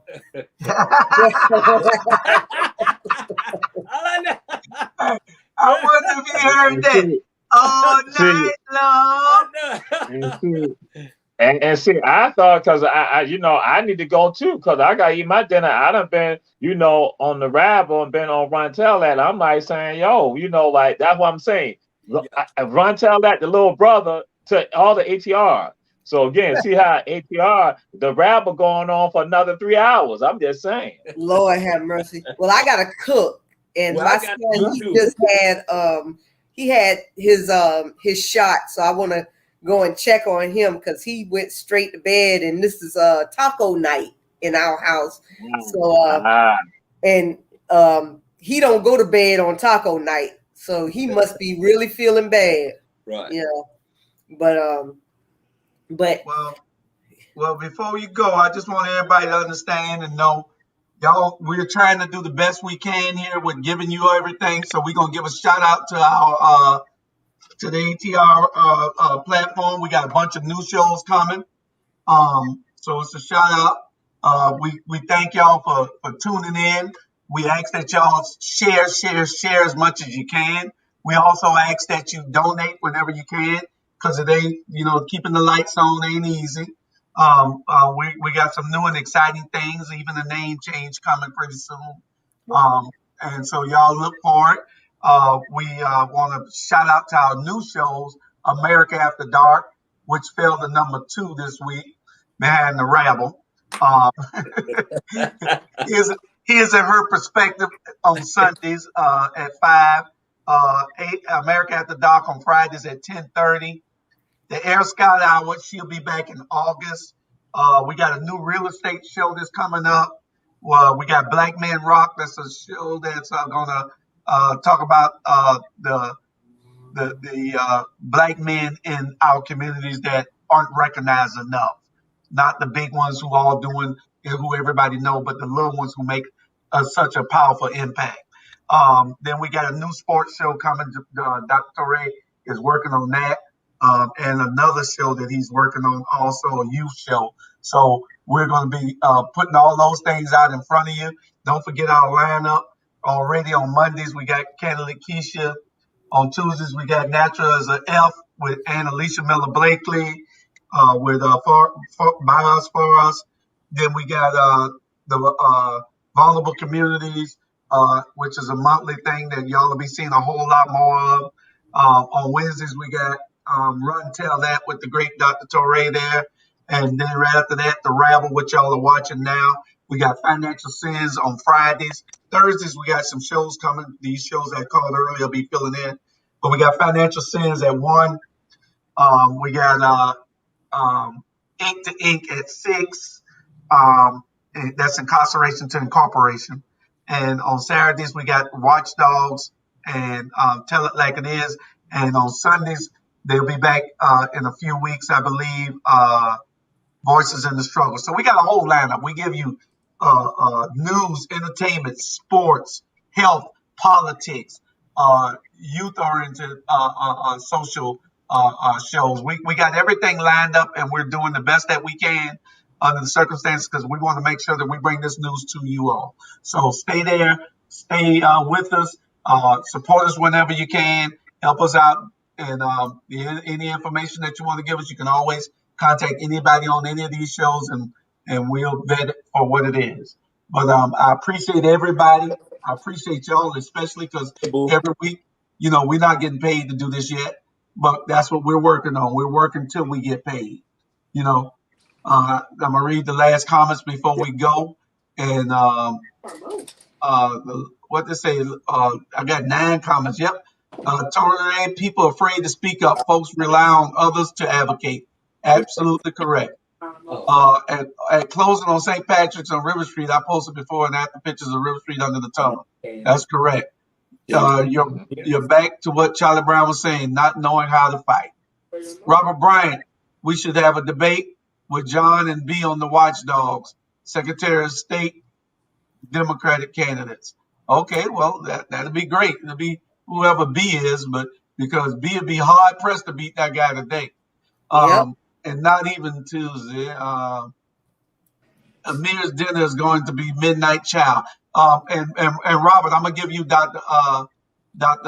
Eaves' phone number so we can set whatever else needs to be set up for that for the Watchdogs. Thanks for the info. ATR on fire. That's correct. 100. Black Men Rock. They're gonna sing doo wop, doo wop. Okay. Anybody got anything before we go? No. God is thinking about coming on, having a show. God thinking about having a show too. Just let y'all know that God thinking about having a show on ATR. But we welcome God. We welcome God. I met God here through you, and I appreciate you giving me that. God was going to come on the Rabble, but God was like to say, "Listen, Bernard's saying shit too much," so that's why I put. Hey, I cussed 3 times. So silly. So we're gonna get it all together, and we got a great lineup. We got a great lineup coming for the fall, so y'all just stay with us. A lot of people on vacation and doing some things. I'm still working on little known Black History facts, and I'm still working on From the Hood to the Pulpit. So y'all stay by us and support us, and we're gonna be all right. Yep. All right. Hey, love y'all. Y'all be good. Hey, Jamal. Hey, God cussing because he tired of all this foolishness. I guarantee you. Yeah. What is all this? Yes. All right. We'll see y'all. I think Better Savannah is on tomorrow at 7, if I'm not mistaken. Better Savannah is on tomorrow at 7. We got a Friday show with Sneak Peek with the 1st Congressional District at 8 o'clock on Friday. I forgot about that. I'm surprised Jay Jones didn't put it in the side. Oh, Jay Jones on vacation? I don't know. Anyway, Friday show, Sneak Peek. We got some guests on.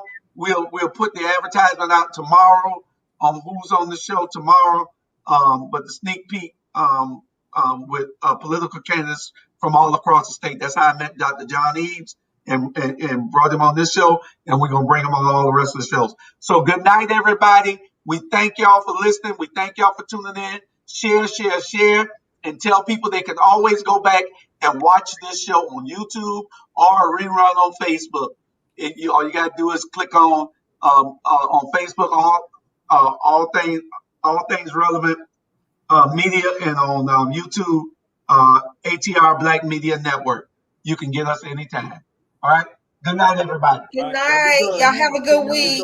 You too. Thank you.